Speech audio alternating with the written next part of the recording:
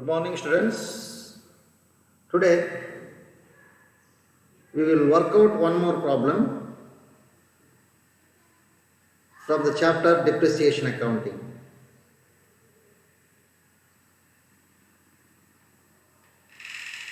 This is the ninth problem we are working out. This is also a question paper problem. Let us see read the problem. On 1/4/2014, a firm bought a machinery costing rupees 90,000 and spent rupees 10,000 for its carriage and installation. Here, on 1/4/2014, a firm bought a machinery costing 90,000 and spent rupees 10,000 for its installation. We can find here that the first machine is purchased here and its cost is 1 lakh, 90,000 plus 10,000. That was on 1/4/2014. Next, on 1/4/2016, that is the second year, third year.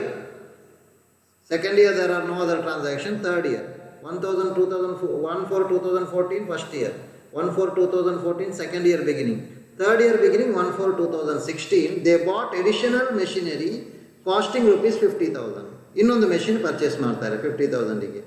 Next on 1/10/2016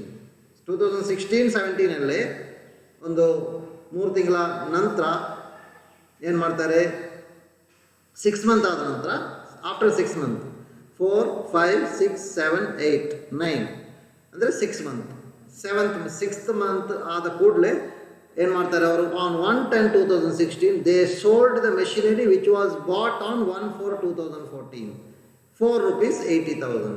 1/4/2014ಗೆ ಅಂದರೆ first ಇಯರಲ್ಲಿ purchase ಮಾಡಿದ 1 ಲ್ಯಾಕ್ನ ಮೆಷಿನನ್ನು 80,000ಗೆ sale ಮಾಡ್ತಾರೆ. Clear ಆಯ್ತಲ್ಲ? So third transaction ಆಯಿತು.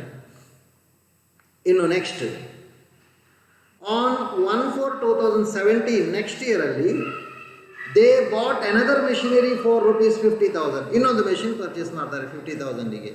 Depreciation is to be charged at 10% per annum under diminishing balance method. Show machinery account and depreciation account for 4 years. So ಇದು ನಮಗೆ ಕೊಟ್ಟಂಥ ಪ್ರಾಬ್ಲಮ್. ಇದನ್ನು ನಾವು ವರ್ಕೌಟ್ ಮಾಡಬೇಕೀಗ. Okay, let us C.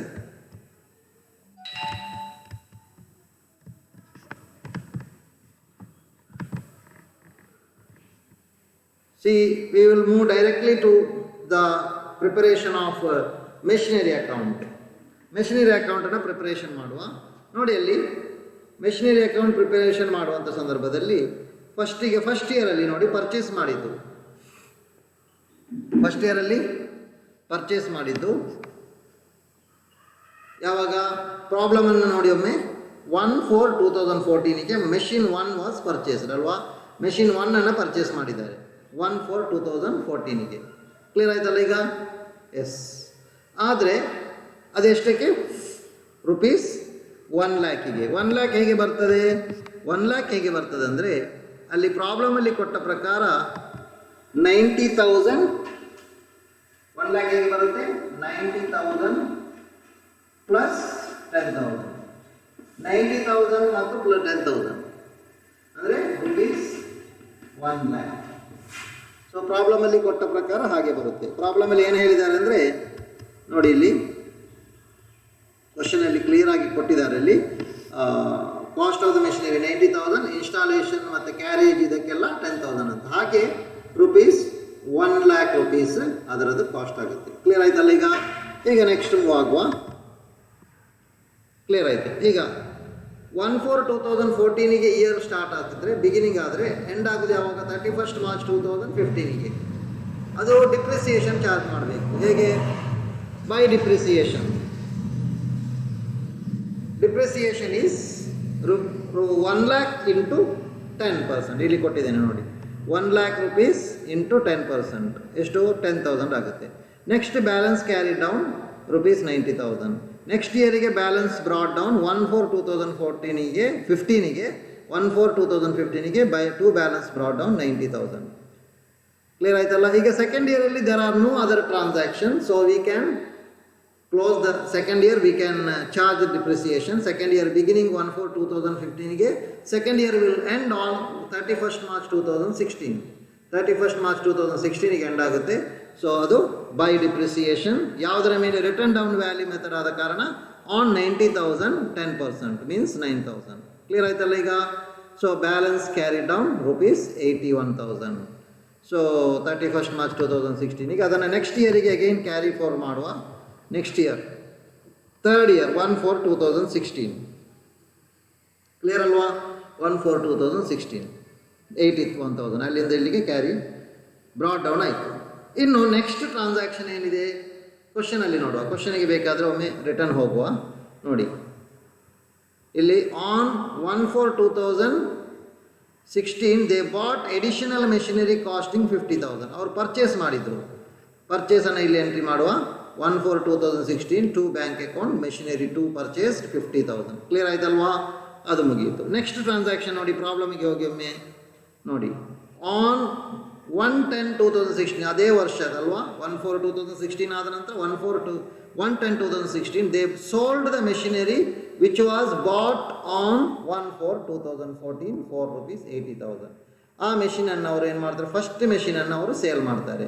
ಎಷ್ಟಕ್ಕೆ sale ಮಾಡ್ತಾರೆ? 80,000ಗೆ. ಅದನ್ನು ಬರೀರಿ. 1/10/2016 by bank account it is a sale of the first machine 80,000. ಇನ್ನು ಅದಕ್ಕೆ ಡಿಪ್ರಿಸಿಯೇಷನ್ ಎಷ್ಟಾಗುತ್ತೆ, ಅದರಿಂದ ಪ್ರಾಫಿಟ್ ಆಗುತ್ತಾ ನಷ್ಟ ಲಾಭ ಆಗುತ್ತಾ ನಷ್ಟ ಆಗುತ್ತೆ, it is it profit or loss ಎಂಬುದನ್ನು ಕ್ಯಾಲ್ಕುಲೇಟ್ ಮಾಡಬೇಕು. ಅದನ್ನು ಇಲ್ಲಿ ನೆಕ್ಸ್ಟ್ ಸ್ಕ್ರೀನಲ್ಲಿ ನಾನು ನಿಮಗೆ ತೋರಿಸ್ತಾ ಇದ್ದೇನೆ ನೋಡಿ. Cost of the machinery on 1/4/2014 1 lakh. ಸರಿ ಅಲ್ವಾ. 1 lakh. ಮತ್ತು ಅದರದ್ದು ಡಿಪ್ರಿಸಿಯೇಷನ್ ಪ್ರತಿ ವರ್ಷಕ್ಕೆ ಹಾಕಬೇಕು. ಫಸ್ಟ್ ಇಯರ್ ಇದು ಡಿಪ್ರಿಸಿಯೇಷನ್ ನೋಡಿ 10%. ಫಸ್ಟ್ ಇಯರ್ದು ಡಿಪ್ರಿಸಿಯೇಷನ್ 10%, ಅಂದರೆ 1 lakh rupees 1 lakh ಇಂಟು 10%. ಅರ್ಥ ಆಗ್ತದಲ್ಲ. rupees 1 lakh into 10%. 1 lakh into 10% ಅಂದರೆ rupees 10,000. ಫಸ್ಟ್ ಇಯರ್ ಇದು 1 lakh ಇಂಟು 10,000. ಸೊ ಅದು ನೋಡಿ ಅಲ್ಲಿ ಕ್ಲಿಯರಾಗಿ ಗೊತ್ತಾಗುತ್ತೆ. ಅದು ಬ್ಲ್ಯಾಕ್ ಬೋರ್ಡಲ್ಲಿ ಬರಿಬೇಕಾಗಿಲ್ಲ, ಗೊತ್ತಾಗುತ್ತೆ ಅಂತ ಕ್ಲಿಯರಾಗಿ ಗೊತ್ತಾಗುತ್ತೆ ಅಲ್ವಾ. ಎಸ್. ಸೆಕೆಂಡ್ ಇಯರಿಗೆ ನೋಡಿ ಅಗೈನ್. ಸೆಕೆಂಡ್ ಇಯರ್ ನೋಡಿ. ಸೆಕೆಂಡ್ ಇಯರ್ ಇದು ಡಿಪ್ರಿಸಿಯೇಷನ್ ಎಷ್ಟಾಗುತ್ತೆ? 31st March 2016ಗೆ ಈ 90,000 ಮೇಲೆ ಅಗೈನ್ ಏನು ಮಾಡಬೇಕು, ಈ 90,000 ಇದೆಯಲ್ಲ 31st March 2016ಗೆ 90,000 ಮೇಲೆ 10% ಮಾಡಬೇಕು. 90,000 ಇಂಟು 10% rupees 9,000. ಕ್ಲಿಯರ್ ಆಯ್ತಲ್ಲ. ನೆಕ್ಸ್ಟ್ ಸೇಲ್ ಮಾಡಿದ ದಿನ ಟಿಲ್ 1/10/2016. ಸೆಕೆಂಡ್ ಇಯರ್ ಆಗಿ ಥರ್ಡ್ ಇಯರಿಗೆ ಬರುವಾಗ ಸೇಲ್ ಆಗಿದೆ. ಥರ್ಡ್ ಇಯರಲ್ಲಿ ಸೇಲ್ ಆಗಿದೆ. ಥರ್ಡ್ ಇಯರ್ 6 ಮಂತ್ ಆಗುವಾಗ 1/10/2016ಗೆ ಸೇಲ್ ಆಗಿದೆ. ಆಗ ಏನು ಮಾಡಬೇಕು, ಈ 81,000 ಬ್ಯಾಲೆನ್ಸ್ನ ಮೇಲೆ 10%, ಬಟ್ ಇಟ್ ಈಸ್ 6/12, 6 ಮಂತಿಗೆ ಮಾತ್ರ. ಯಾಕೆ? April, May, June, July, August, September 9ನೇ ತಿಂಗಳು, 10ನೇ ತಿಂಗಳು 1 ತಾರೀಕಿಗೆ ಸೇಲ್ ಆಗಿದೆ. 6 ಮಂತ್ ಓನ್ಲಿ. ಸೊ 4,050 ಬರುತ್ತೆ. ಸೊ ನಾವು the written down value on 1/10/2016ಗೆ 76,950 ರಿಟರ್ನ್ ಡೌನ್ ವ್ಯಾಲ್ಯೂ ಬರುತ್ತೆ. ನಾವು sale value of the machinery is 80,000. ಎಷ್ಟು? 80,000 ಸೇಲ್ ವ್ಯಾಲ್ಯೂ. ಆಗ 76,950 ಇರುವ ಕಾಸ್ಟಿನ ಮೆಷಿನನ್ನು 80,000ಗೆ ಸೇಲ್ ಮಾಡಿದರೆ ಹೆಚ್ಚು ಹಣ ಬಂತು, ಲಾಭ ಆಯಿತು, ಪ್ರಾಫಿಟ್ ಆಯಿತು ಅಲ್ವಾ. Profit on sale of machinery 3,050. Clear ಆಯ್ತಲ್ವಾ. ಇಲ್ಲಿ ಡಿಪ್ರಿಸಿಯೇಷನ್ ಸೇಲ್ ಮಾಡುವ ದಿನಕ್ಕೆ 4,050, ಅದು ನೆನಪಿಡಿ, ಅದನ್ನು ಇಲ್ಲಿ ಎಂಟ್ರಿ ಮಾಡಬೇಕೀಗ. ಮತ್ತು ಸೇಲ್ ಆದ ಕಾರಣ ಆದ ಪ್ರಾಫಿಟ್ 3,050, ಎರಡನ್ನೂ ಇಲ್ಲಿ ಬರ್ತೇನೆ ನೋಡಿ. ಡಿಪ್ರಿಸಿಯೇಷನಿಗೆ ಹೇಳಿದ್ದು 4,050, ಮತ್ತು ಸೇಲಿನ ಮೇಲೆ profit on sale of machinery debit ಸೈಡಿಗೆ ಬರುತ್ತೆ, to profit and loss account 3,050. Clear ಆಯ್ತಲ್ವ ಈಗ? ಎಸ್. ಇನ್ನು ನೋಡಿ, ಈಗ ಮೆಷಿನರಿ 1 ಆಯಿತು, ಮೆಷಿನರಿ 1 ಆಯಿತು, 1 ಸೇಲ್ ಆಯಿತು. ಇನ್ನು ಮೆಷಿನರಿ 2 ಮಾತ್ರ ಬಾಕಿ ಇರೋದು. 31st March 2017ಗೆ ಅದೇ ವರ್ಷದ ಈ ವರ್ಷದ ಎಂಡ್ ಅದು 1/4/2016ಗೆ ಪ್ರಾರಂಭ ಆಯಿತು, 31st March 2017ಗೆ ಎಂಡ್ ಆಯಿತು. ಆವಾಗ ಡಿಪ್ರಿಸಿಯೇಷನ್ ಆಗಬೇಕು ಯಾವುದರ ಮೇಲೆ? ಈ 50,000ನ ಮೇಲೆ ಮಾತ್ರ. ಇದು ಫುಲ್ 1 year ಇದೆ ನೋಡಿ. 1/4ಗೆ 1ನೇ ತಾರೀಕಿಗೆ ಫಸ್ಟ್ ತಿಂಗಳ 1ನೇ ತಾರೀಕಿಗೆ ಪರ್ಚೇಸ್ ಮಾಡಿದ್ದಾರೆ. ಹಾಗಾಗಿ by depreciation account 50,000 into 10 rupees, so ₹5,000. Clear ಆಯ್ತಲ್ವಾ?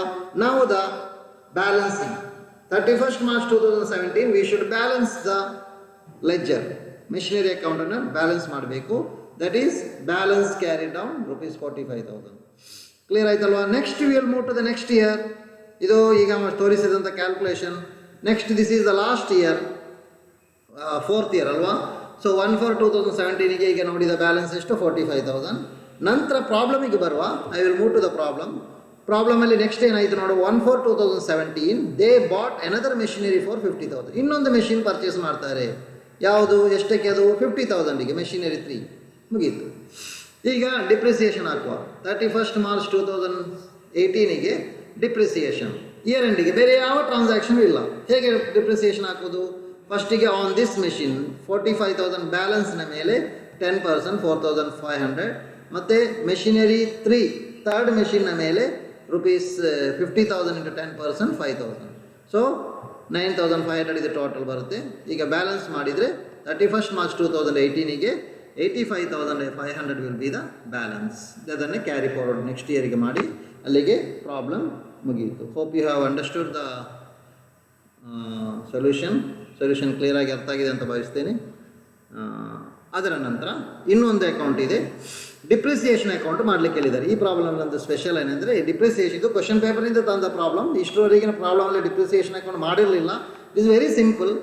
ಒಂದೆರಡು ಪ್ರಾಬ್ಲಮಲ್ಲಿ ನಿಮಗೆ ಅದು ನೋಡಿದರೆ ಗೊತ್ತಾಗುತ್ತೆ. ಡಿಪ್ರಿಸಿಯೇಷನ್ ಅಕೌಂಟ್ ಮಾಡಬೇಕು. ಡಿಪ್ರಿಸಿಯೇಷನ್ ಅಕೌಂಟ್ ಹೇಗೆ ಮಾಡೋದಂದರೆ, ನಿಮ್ಮ ಈಗ ಮಾಡಿದಂತಹ ಮೆಷಿನರಿ ಅಕೌಂಟ್ ತಗೊಳ್ಳಿ, ಅದನ್ನು ಒಮ್ಮೆ ಓಪನ್ ಮಾಡಿ, ಎಲ್ಲ ಬರೆದಾದ ನಂತರ ಇಲ್ಲಿಗೆ ಬನ್ನಿ, ಅದನ್ನೆಲ್ಲ ಕಂಪ್ಲೀಟ್ ಮಾಡಿ ಹಾಕಬೇಕು. Afterwards you come here.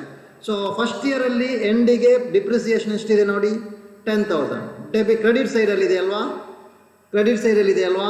ನೋಡಿ, ಅಲ್ಲಿ ಹೋಗಿ ಒಮ್ಮೆ ಹೋಗಿ ನೋಡಿ, ಸರಿ ಕನ್ಫರ್ಮ್ ಮಾಡಿ. Is it in the credit side? Is it? Yes. Credit ಸೈಡಲ್ಲಿ ಬೈ ಡಿಪ್ರಿಸಿಯೇಷನ್ ಅಂತಿದ್ದು, ಅದನ್ನು ಇಲ್ಲಿಗೆ ಡೆಬಿಟ್ ಸೈಡಿಗೆ 2 ಮೆಷಿನರಿ ಅಕೌಂಟ್ 10,000 ಮಾಡಬೇಕು. ಮತ್ತು ಅದೇ ಡೇಟಿಗೆ by profit and loss account 10,000. Clear ಆಯಿತು, ಅಲ್ಲಿಗೆ ಮುಗೀತು. ಸೆಕೆಂಡ್ ಇಯರಲ್ಲಿ ಎಂಡಿಗೆ ನೋಡಿ, ಅಗೈನ್ ಸೆಕೆಂಡ್ ಇಯರ್ ಎಂಡಿಗೆ 2 ಮೆಷಿನರಿ ಅಕೌಂಟ್ 9,000 ಅಲ್ವಾ? ಮತ್ತು by profit and loss account 9,000. Third year ನೋಡಿ, ಥರ್ಡ್ ಇಯರಲ್ಲಿ ಅಲ್ಲಿ 2 ಡಿಪ್ರಿಸಿಯೇಷನ್ ಇದ್ದರೆ ಅದನ್ನು 2 ಟೋಟಲ್ ಮಾಡಬೇಕು. ನೋಡಿ, ಥರ್ಡ್ ಇಯರಲ್ಲಿ ಬರುವಾಗ ಒಂದು ತೋರಿಸಬೇಕಾಗುತ್ತೆ ನಿಮಗೆ ಅದನ್ನು. ಥರ್ಡ್ ಇಯರಲ್ಲಿ ನೋಡಿ, ಡಿಪ್ರಿಸಿಯೇಷನ್ ಇಲ್ಲಿ ಒಂದು 4,050 ಇದೆ, ಇಲ್ಲೊಂದು 5,000 ಇದೆ. ಇದನ್ನೆರಡನ್ನು ಇದೇ ಡೇಟಿಗೆ ನಾವು ಏನು ಮಾಡ್ಬೋದು? ಅಲ್ಲಿಗೆ ಹಾಕ್ಬೋದು. ಟೋಟಲ್ 9,050 ಬರುತ್ತೆ. ಅಲ್ಲಿಗೆ ಹೋಗುವ 9,050 ನೋಡಿ. 2 ಮೆಷಿನರಿ ಅಕೌಂಟ್ 9,050. ಇದಕ್ಕೆ ಡೇಟ್ ಕೊನೆಯ ವರ್ಷದ ಎಂಡಿನ ಡೇಟ್ ಹಾಕಿದರೆ ಸಾಕು. ಆಯಿತಾ? ಬೇರೆ ಬೇರೆ ಬರೆದರೂ ತಪ್ಪಾಗೋದಿಲ್ಲ. So then 31st March 2017 by profit and loss account 9,050. Clear ಆಯ್ತಲ್ವಾಗ? ಈಗ ಕೊನೆಯ ವರ್ಷ ಅದರಲ್ಲಿ ಡಿಪ್ರಿಸಿಯೇಷನ್ ಎಷ್ಟು ಬರುತ್ತೆ? 2 ಡಿಪ್ರಿಸಿಯೇಷನ್ ಇದೆ ಅಲ್ಲಿ ನೋಡಿ. ಇನ್ನೊಮ್ಮೆ ಅಲ್ಲಿಗೆ ಹೋಗ್ತೇನೆ, ಬ್ಯಾಕ್ ಹೋಗ್ತೇನೆ. ಥರ್ಡ್ ಇಯರ್, 4th ಇಯರ್ ಇಲ್ಲಿದೆ ನೋಡಿ. 4,500 ಪ್ಲಸ್ 5,000 9,500. ಅದನ್ನು ಒಮ್ಮೆಲೆ ಹಾಕಿದರೆ ಸಾಕು. So 2 machinery account 9,500. Then by profit and loss account 9,500. ಅಲ್ಲಿಗೆ ಡಿಪ್ರಿಸಿಯೇಷನ್ ಅಕೌಂಟ್ ಮುಗಿಯಿತು. Hope you have understood the answer. Any doubts if you have you can clarify. ಇನ್ನು ಬೇಕಾದರೆ ಒಂದೆರಡು ಪ್ರಾಬ್ಲಮ್ ಇದರಿಂದ ಮಾಡುವ. ಅದರ್ವೈಸ್ ನೆಕ್ಸ್ಟ್ ವೀಕಿಂದ we will move to the depreciation fund method. ಇನ್ನೊಂದು method ಇದೆ, ಅದನ್ನು ನಾವು ಮಾಡಲಿಕ್ಕಿದೆ. ನೆಕ್ಸ್ಟ್ ಕ್ಲಾಸಿಂದ ಅದನ್ನು ಸ್ಟಾರ್ಟ್ ಮಾಡುವ. Okay, thank you for listening to the class.